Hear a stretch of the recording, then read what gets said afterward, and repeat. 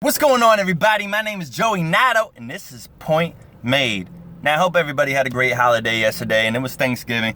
And if you were like me on Thanksgiving, then you were watching some football. And if you were watching some football, you probably saw that the Cowboys were on. And if you saw that the Cowboys were on, you probably saw them show an NBA team on the sidelines. And it's a Dallas Cowboys game, so they probably showed the Dallas Mavericks on the sidelines, right? Yeah, no. They showed the LA Clippers, who thrashed the Dallas Mavericks the other night. Yeah, I know the Warriors scored 149 points against the baby Lakers or whatever, but that's not as impressive as the Clippers right now, man. Because let's talk about the Clippers for a second. We're talking about a team that I think has finally gotten it together. And you know what? Before I make all these points and everything, let me just put out there that I am a big Knicks fan. I'm a diehard Knicks fan. But I'm also a realist, and I got love for almost every other team. Not every other. I almost got love for every team in the NBA. You'll find out the teams that I don't like as I keep doing these segments and everything like that. But the Clippers, I think could do it this year, man. I think they could. And by that, yeah, I think they can make the finals, if not win it all. And let me explain why. So this team has been together for a while. And when I say that, I mean the coach has been there for a long time, which is great. Let me think of an example of that, which makes the team great when the same coach is there for a long time. Let me think. Greg Popovich? Yeah. So we got Doc Rivers as the coach. We got Chris Paul, J.J. Redick, Blake Griffin, DeAndre Jordan, Jamal Crawford. All these guys have been playing together for a long time. And you know what happens when they're together for a long time? They start to learn to spread the floor. They start to learn where everybody is going to be at any given moment. So they kind of are like almost mind readers in a way. So they just know where everybody's going to be. And of course, that helps out with assists. And that helps out with the cohesiveness of the team. And that helps with, trusting your teammates on defense and knowing somebody's going to switch and help you out and blah, blah, blah, blah.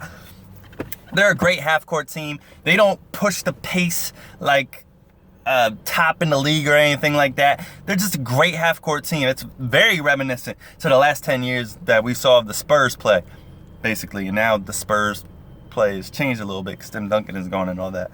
But the LA Clippers are sitting at 14-2 this year, which is obviously a good record. This is the best record in the NBA.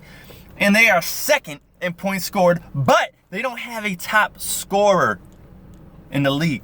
When I say that, they don't have anybody in the top 10. Shit, they don't got anybody in the top 20 in scoring in the league. Blake Griffin is 22nd in scoring in the league. And then you got Chris Paul, the stat he leads in.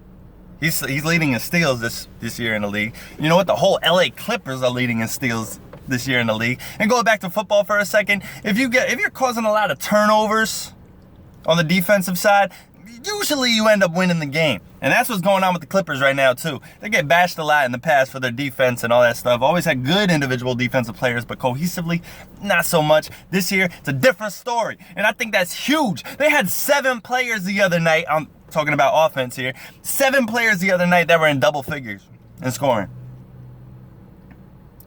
When's the last time that happened?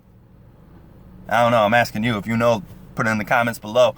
But, man, I really think that this team could win it. And, I'm putting it out there right now that this team, even though they're playing on Christmas like every year, has always thrashed the LA Lakers. And I'm always like, why do you got this game on? The Clippers versus the Lakers for Christmas. This is not entertaining. It's actually going to be entertaining this year because the baby Lakers are doing things. But then again, maybe not, because the Clippers have maybe reached another level again.